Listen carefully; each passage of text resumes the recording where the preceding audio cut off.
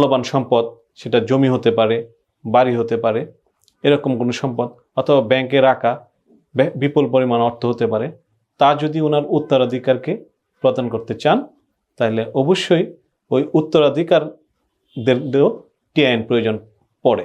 অনেক ইনফরমেশনই হয়তোবা সম্পূর্ণ না জানার কারণে যে বিষয়টি খুবই সহজ, সেই বিষয়টি জটিল আকার ধারণ করে।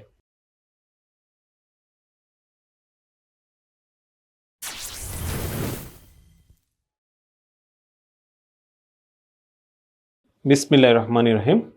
সম্মানিত সুনাগরিক করদাতাবৃন্দ, আসসালামু আলাইকুম। আশা করি আপনারা ভালো আছেন। আজকে আমরা আয়কর আইনের কিছু মৌলিক চিন্তা এবং যা আইনের সঙ্গে সঙ্গতিপূর্ণ তা নিয়ে কথা বলবো। আমরা যারা করদাতা আছি বা ভবিষ্যৎ করদাতা হব, তারা অনেক ইনফরমেশনই হয়তোবা সম্পূর্ণ না জানার কারণে যে বিষয়টি খুবই সহজ, সেই বিষয়টি জটিল আকার ধারণ করে। উদাহরণস্বরূপ বলা যায়, বর্তমান আয়কর আইন 2023-এ কতিপয় বিষয়ে সরকার সংশোধনী এনেছেন এবং বাস্তবায়ন শুরু করেছেন। যেমন একজন ব্যক্তি করদাতা, উনি তার পৌরসভার মূল্যবান সম্পদ, সেটা জমি হতে পারে, বাড়ি হতে পারে, এরকম কোনো সম্পদ, অথবা ব্যাংকে রাখা বিপুল পরিমাণ অর্থ হতে পারে, তা যদি ওনার উত্তরাধিকারকে প্রদান করতে চান, তাহলে অবশ্যই ওই উত্তরাধিকারদেরও টিআইএন প্রয়োজন পড়ে। তাহলে বিষয়টি আমরা স্পষ্ট হলাম যে টিআইএন ছাড়া উত্তরাধিকারগণ এখন আর কোনো স্থাবর সম্পদ, পরিসম্পদ, যেগুলো সিটি কর্পোরেশন বা পৌর এলাকায় আছে অথবা ব্যাংকে অনেক বিপুল পরিমাণ অর্থ আছে, গ্রহণ করাটা কঠিন।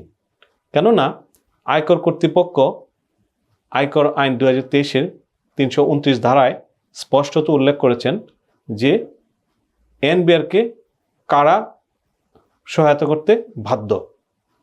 যেমন সাব রেজিস্ট্রি অফিস, ব্যাংক, বিমা বা অন্য যত স্বায়ত্তশাসিত প্রতিষ্ঠান আছেন, কর্তৃপক্ষ আছেন, সবাই সহায়তা করতে বাধ্য। আপনি আপনার এই সম্পত্তি হস্তান্তর করতে সাব রেজিস্ট্রি অফিসে যখন যাবেন, তারা অবশ্যই আপনার উত্তরাধিকারীদেরকে টিআইএন আছে কিনা এটা তারা চাইবে। এখন প্রশ্ন থাকে আপনার যে তাদের টিআইএন আপনি করে ফেললেন এবং আপনার সম্পত্তি হস্তান্তর করলেন, এই বিষয়টি যদি এত সহজ হয়ে যেত তাহলে আপনি অল্পতেই বেঁচে যেতেন। কিন্তু বিষয়টি প্রশ্ন আকারে আসবে তখনই যখন আপনি যে সম্পত্তি হস্তান্তর করছেন, সেই সম্পত্তি আপনার আয়কর নথিতে ইতিমধ্যে প্রদর্শিত হয়েছে কিনা, এই প্রশ্নটি আয়কর বিভাগ প্রথমেই করে থাকবে।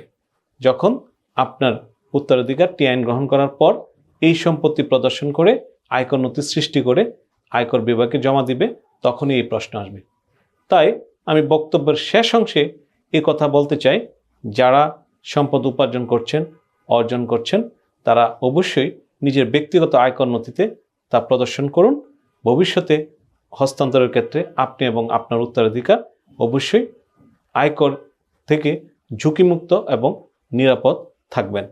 আশা করি আমার এই ইনফরমেশন আপনাদের কাজে লাগবে। যদি বিস্তারিত কিছু জানতে চান তাহলে আমাদের লাইক, কমেন্টস করে জানতে পারেন। ধন্যবাদ সবাইকে।